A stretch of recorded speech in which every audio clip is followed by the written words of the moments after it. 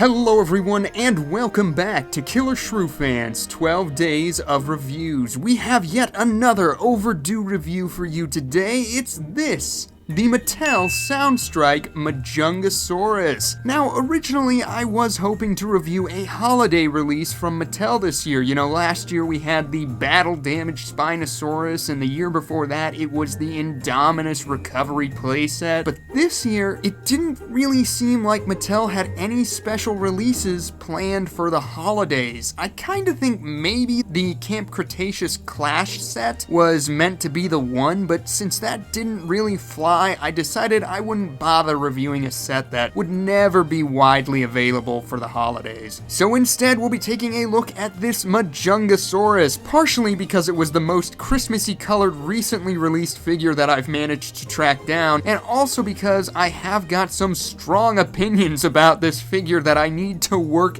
out. When I learned that Mattel would be tackling this species, I was ecstatic. It's among my favorite dinosaurs out there, and it is so poorly represented in toy and figure form. Hell yes, I wanted Mattel to make a toy that would shine a light on this bizarre little beastie, and hopefully bolster its appeal among young dino fans, while also adding to my ever-growing diverse range of Jurassic World action figures. I'll admit, I was a little put off by the silhouette teaser. The gross had me raising my eyebrows, but I was still intrigued.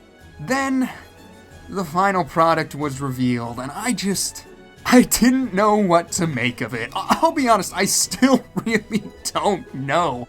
Do I love it? Do I hate it? Well, I guess we're gonna find out together right here and right now on Killershrewfan's 12 Days of Reviews. As always, gotta talk about the packaging, even though we've all seen it a million times before. It's the standard Primal Attack fare with the paddock environment and tropical jungle backlit by a setting sun. Distinctly Jurassic in nature, as most of Mattel's packaging is, but it maintains its own identity separate from the other previous lines. I don't know if it's my favorite box art so far, but it is appealing to look at, and it frames the figure nicely. Top left corner, Jurassic World logo. Beneath that, Primal Attack logo. You all know the drill here. Then there's the action diagram above the 4+ years warning, and Sound Strike Majungasaurus runs across the middle before we get to the dynamic duo of Owen and Blue. The back of the box has the lovely blue computer wireframe behind the blown-up image of the action diagram, which promises thrashing action and head strike play features. In the bottom left corner, you can see the Wavemates, the Irritator, and Parasaurolophus respectively. I have reviewed the Irritator on my channel, and it's actually one of my favorites in the price range. The Parasaurolophus I finally picked up during Target's Black Friday specials for a nice price. Don't know if I'll be doing a review for that one though. Time will tell. And of course, we are gently reminded once again to download the Jurassic Facts app so we can scan the toy into our phones and learn all sorts of cool info about the species in question. But enough about the packaging, let's get this Majungasaurus out of the box. And there he is, and I still do not know what to make of this thing. Is it possible that Mattel just broke me with this offering? Have I become numb? I feel so little looking at this thing, and I don't know why. The best way I can describe my emotions right now is amusement? That's not it, but it's close. I think the enigma of my feelings towards it might be more interesting than the toy itself at this point. This review is spiraling. Let's just move in for a closer look before I go completely off the rails here. Taking a look at the head of this guy, I gotta say, Mattel seems to have done a very good job capturing the forms of the Majungasaurus skull with this model. The bump at the front of the snout, the depth, the width, it's all there, and that's impressive. It shows they're doing their due diligence when creating original additions for the line, and I think that's worthy of praise. Then they've gone and saddled it with some very well done scale work, horns, all of that. It looks great. The teeth in the upper jaw are individually sculpted and look nice enough. But then you open the jaw, which is something you can actually do with these Sound Strike figures. You open the jaw, and all of that work goes right out the window, and you're left with this stubby, goofy nubs on the lower jaw. I have no idea what's going on here, but man is it ridiculous. The tongue in there looks great. The teeth in the upper jaw are well handled, but these teeth? They're just laughable. It reminds me of how animators would draw a cartoon character that just ran into something and now all their teeth are smashed and falling out. I like the fact that you can pose the jaws on these Sound Strikes, but it's kind of a wash with this one because I just keep it closed to hide those stupid teeth. And speaking of cartoony, the eyes are big and wide and painted in a striking light blue coloration. It kind of has a surprised look to it almost. Honestly, this looks like a dinosaur that would be right at home in Camp Cretaceous with that expression. It's not nearly as terrible as the baked-in angry eyes of the Sarcosuchus mold, but it's far from the neutral faces of other Mattel figures. Another thing that bugs me is the treatment of the iconic horn. On the actual animal, it's just a singular growth above the eyes, and in profile, it appears they've got that down pat. But when you rotate it to a head-on position, you can see that the quote-unquote horn looks more like a crest that connects ridges above the eyes. After nailing the forms on the skull, it's strange to me that Mattel would get this defining feature so wrong. So yeah, bit of a mixed bag on the head here to say the least. The sculptural details are easily at their best on this area. The scale work is crisp, well-defined, and intricate, but once you hit the neck, that's all done, and instead you're left with sort of wrinkly, fleshy textures with a dual row of osteoderms that run down the length of the body, which is also quite plain in comparison. The muscle tones are well done, as is the skin texture, but it just looks like the head and body of this toy came from different figures, stylistically speaking. And then you hit the tail and I don't know. The ridged armored surface leading to those spiny growths, it's just so strange. There are some well-sculpted scales beneath those armor plates, so there's that at least. The legs look great, the anatomy and skin texture on them is fantastic, they look robust and powerful. It kind of looks like something may have spilled on the left leg of mine here, maybe it's just my lights, I don't know, I'll have to check that out. I will say the right ankle looks uncomfortably bent. I can't help but feel like it has an almost broken look to it, and the toe claws are once again not painted. Mattel has really cheaped out on the paint with these latest toys, I feel like. I mean, they never really painted the hand claws or anything like that in this price range, but toe claws were almost always addressed at least, so hopefully they start doing that again. Oh, and while we're on the topic of hands, the arms are great. I mean, they're practically all hands. I like them, even if they're maybe even too big for Majungasaurus, but they're just fun. I love that they can be rotated in and out with how stubby they are. I think that's hilarious. You can even get that wide-o pose that I enjoy so much. Then we gotta look at the underbelly. Not so much for the detail, since that's fairly arbitrary down here, if I'm being honest, but you know, I gotta give you guys a look at that lovely speaker tear you get in these figures, along with the Jurassic stamp on the back right foot. And of course, everyone's favorite, the QR code. So if you were looking to add this guy to your Jurassic Facts app, then now is your chance. I think it's safe to say this figure is sculpted fairly well. The skin work, scale work, musculature, all of that is very well done for a cheap mass-produced toy. But the problem is that it isn't cohesive. The tail looks like it belongs to another dinosaur, and there's a distinct disparity in style between the body and the head. And that's before we even mention things like the broken ankle and the bizarre spiny growths. Seriously, what was this about? I can applaud Mattel for wanting to do something different, and the odd nature of Majungasaurus feels like a playground for experimentation. But dang if this isn't a weird choice. Were they worried a bumpy carnivorous unicorn would be boring unless they added some wacky design element to it? Honestly, I wonder if anyone out there has customized one of these things yet and removed the spines, because I would love to see how it looks without them. They're so unnecessary. So yeah, weird feelings for the sculpt on this one, and I still can't tell if it's love or hate. Admittedly, Majungasaurus is a weird dinosaur to begin with, so I guess weird is a relative term in all of this.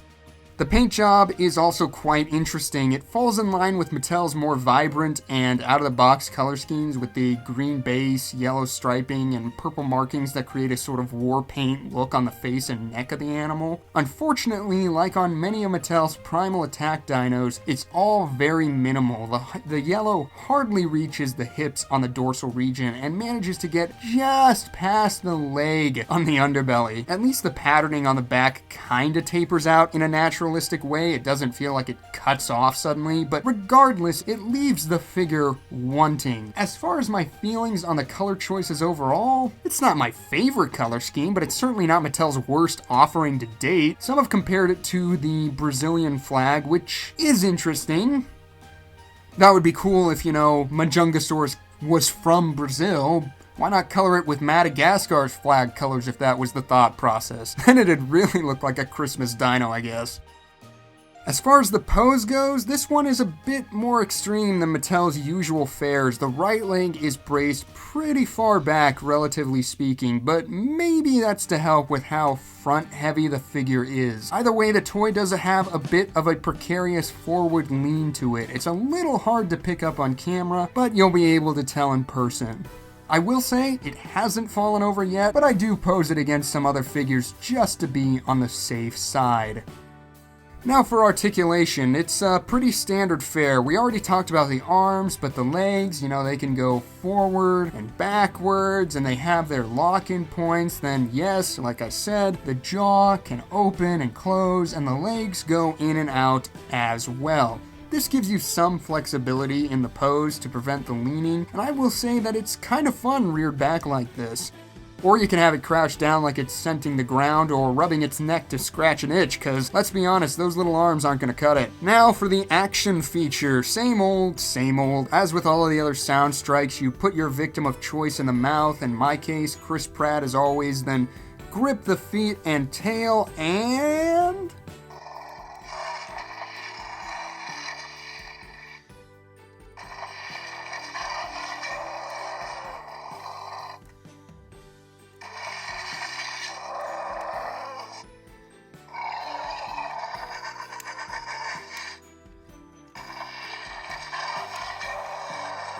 thrash your figure around to get a variety of sounds. I don't think any of these sounds are new or anything. They all seem to be either recycled from old Roarivores or even the Indominus Rex, but honestly, I'm just glad there are no unnecessary T-Rex sounds in there. Also, dang, I gotta give this guy credit. It can really hold on to those human figures, can it? I'm sitting here thrashing Chris around pretty good as I talk, and he's hardly even wiggled. This might be the most successful effort to date when it comes to a Mattel carnivore that can actually hold on to other figures. I mean, wow, can I even... He's really got him in there. There we go. That's pretty good, I gotta say, I'm impressed. Let's do some measurements. The Sound Strike Majungasaurus comes in at just under 13 inches long, or roughly 33 centimeters, and stands in at right around 4 inches off the ground, or about 10 centimeters in its neutral stance. For size comparison, let's bring in the Wave-Mate Irritator, one of my favorites from Mattel this year, and you can see that it actually stands quite a bit further off the ground at the hip when compared to this Majungasaurus. This figure also highlights how plain the Majunga looks in comparison. I mean, look at all those big crocodilian scales and weathered sail, then you get to those gnarly interlocking teeth poking out of the keratinized face. That thing looks dope. And then you get the Majungasaurus over here looking like a Muppet reject. And next up for comparisons, we have the recent Sinoceratops Sound Strike, another great addition to the line from Mattel this year, and again, it looks absolutely massive in comparison to this Majungasaurus, not to mention more impressive in terms of sculptural detail. Are these things really the same price? Honestly, the Majungasaurus feels more in line with the Cryolophosaurus released earlier this year, and whereas I don't hate that figure either, it definitely felt a bit more cartoony and less visually interesting than some of Mattel's previous offerings. Personally, I think the Majungasaurus ranks higher between these two, but yeah, that's not saying much. Then for a final Sound Strike comparison, here it is with the Edmontosaurus, which is one of the most plain figures to come from the year. But in its defense, it doesn't look nearly as doofy as this Majungasaurus. And for a final Mattel comparison, here it is with their always incredible Action Attack Carnosaurus, and this is night and day, man. I mean, for figures from the same family, you couldn't be at further ends of the spectrum, aesthetically speaking. I mean, the Carnotaurus has intricate paint, intricate details, a lifelike appearance, and for what, $5 more? Really, this Majunga looks like something Chapmay produced when stood next to one of Mattel's golden offerings. Then to cap off comparisons, here it is with the Vitae Majungasaurus, a more scientific and natural approach to the species, and for a dinosaur that I love so much, it's a shame that these are the only two I have in my collection. I believe Collecta did one a long time ago, but that being the case, it's actually somehow uglier than this Mattel offering. So, here's hoping that Mattel making this toy at least spurs some other companies like Safari to get to it. And that was the Mattel Sound Strike Majungasaurus from their 2020 Primal Attack line. What a weird offering this turned out to be. Now, if you've lasted this long into the video, you may be thinking that I'm not the biggest fan of this figure. It's true that it is far from my favorite, and I had hoped for something a bit more appealing for one of my favorites. But despite my nitpickings and rantings and the overall tone of this video, I honestly can't bring myself to dislike it because it manages to amuse me. I mean, it's certainly one of the more unique offerings to come from the line, so that it has to have that going for it. Overall, I wouldn't skip this one, especially if you're into weird dinosaurs like I am. And I think kids in particular will love it, given its crazy colors and appearance. And at times, I have to remind myself that that's who this line is made for. Adults like me, and hopefully you, are not the target audience of Mattel's Jurassic line. If we happen to find a toy that we like from it, then that's great. But the primary goal is, and always has been, to please children and give them something they'll be able to enjoy and make memories with. And I can see this toy doing just that. It may be far from the best to come from the Sound Strike line and the entire toy line in general, but if it gets one kid interested in Majungasaurus, then I think it's a winner. And let's be honest, if this was Hasbro, this would have been so much uglier. So let's count our blessings, shall we? As always, I want to know what you guys think of this Majungasaurus. Do you own it? Are you planning on picking it up? What has been your favorite Sound Strike so far? And what weird species are you hoping to see from them next? Drop a comment down below, and thank you once again for tuning in to today's episode of Killershrewfan's 12 Days of Reviews. I hope to see you again tomorrow when I'll be taking a look at a much more appealing relative of this Majungasaurus. See you then, and bye-bye.